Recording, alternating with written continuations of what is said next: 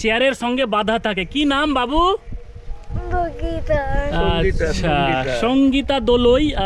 এই যে wheel chair নিয়ে চলে এসেছি আমরা, কিন্তু ওর আনন্দটা দেখুন জাস্ট। এখন আনন্দ হচ্ছে যাকে চেয়ারে বাঁধা থাকে। অনেক অপেক্ষার পর একটা হুইল চেয়ার। আমাদের ইচ্ছা কত কি থাকে, কিন্তু দেখুন একটা হুইল চেয়ারের ইচ্ছা পূর্ণ হচ্ছিল না। মানে সত্যি ভাবতে অবাক লাগে। শেষ পর্যন্ত অনেক দিন অপেক্ষা করার পরে আমরা আসলাম এই যে হুইল চেয়ারটা নিয়ে বাচ্চাটার জন্য আর কি। যেটা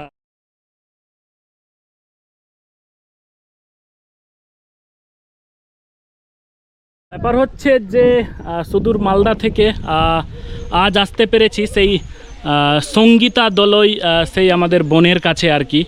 এই দাদায় ফোন করেছিলেন বাচ্চার জন্য। বাড়ির অবস্থা দেখতে পাচ্ছেন।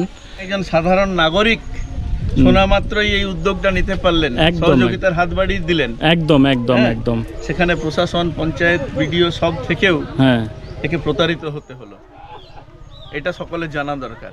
একদম একদম। ওখানে গিয়ে উত্তর মিলেছে যে ওনারা পেয়ে গেছে, চলে গেছে, অথচ হুইল চেয়ার চলে গেছে বলেছে। অদ্ভুত জায়গায় আমরা বাস কি অবস্থা।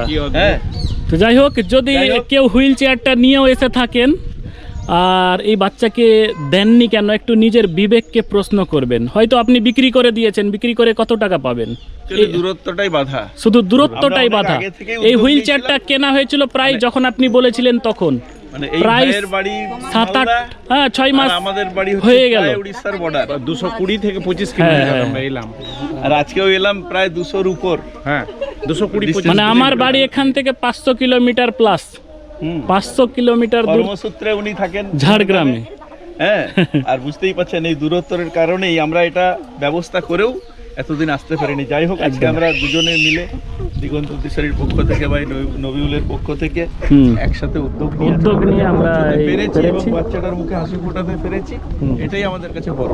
একদম আমাদের এই এটা দেখুন জাস্ট, এইটাই আমাদের বেঁচে এই যে দেখুন খুশি কি আছে। অনেক মানুষের তো অনেক চাহিদা থাকে যে আমি গাড়ি বানাবো, বাড়ি বানাবো, বিল্ডিং বানাবো, অনেক কিছু, কিন্তু ওর একটাই চাহিদা যে আমি একটা যদি হুইল চেয়ার পাই। তো সেই স্বপ্নটা জানি না কতটা আমরা বাস্তবায়িত করতে পারলাম। এই বাচ্চা বা এইরকম বাচ্চা তাদের ধারে পাশে যারাই রয়েছেন, আর তার থেকে আমরা যেটুকু আজ আনন্দ নিয়ে যাচ্ছি, এটা কোনো অর্থের বিনিময়ে পাওয়া যায় না, একদম পাওয়া যায় না। এটা অনুভূতির ব্যাপার, আমাদের অনুভবের ব্যাপার, আমাদের মানসিক শান্তির ব্যাপার। একদমই। এই অনুভূতি আমাদেরকে বাঁচিয়ে রেখেছে। এই বয়সেও আমি আসতে সক্ষম হয়েছি এদেরই এই হাসিটুকুর জন্যই। একদম একদম। ভালো আছো তো? হ্যাঁ, খুশি হয়েছো? খুশি হয়েছো? কি নাম তোমার বলো তো? কি নাম? সঙ্গীতা দোলই। বাহ, এবার খুশি না? ওই যে চেয়ারে আপনারা দেখছেন, দেখুন জাস্ট এই চেয়ারটাতেই বাঁধা থাকে। এই গামছাটা দিয়ে বেঁধে রাখেন, তো এই চেয়ারটাতেই বাঁধা থাকে।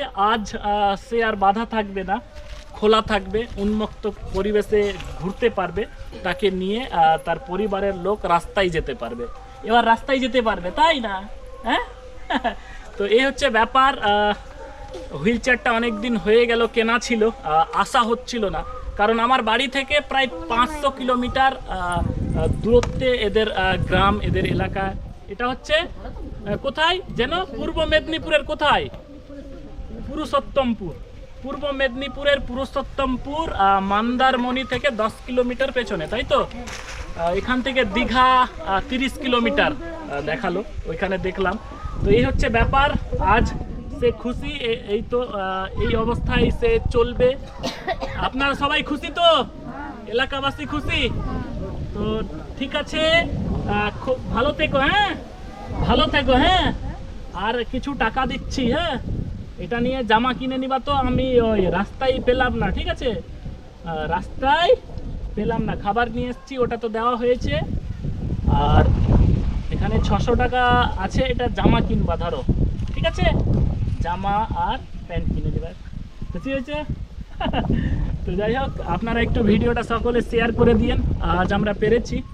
আর হুইল চেয়ারটা স্পন্সর করেছে, আবারও বলছি, বর্ধমান মেডিকেল কলেজে এক ম্যাডাম বর্তমানে এমডি করছেন, উনি মালদারি বাসিন্দা।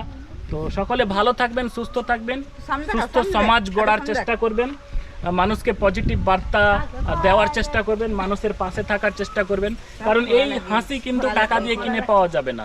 এই হুইল চেয়ারটা দেওয়াতে এত খুশি, তাহলে এই বাচ্চাদের পাশে যদি সময় সময় দাঁড়ায় স্থানীয় বাসিন্দারা, তাহলে কত খুশি হবে।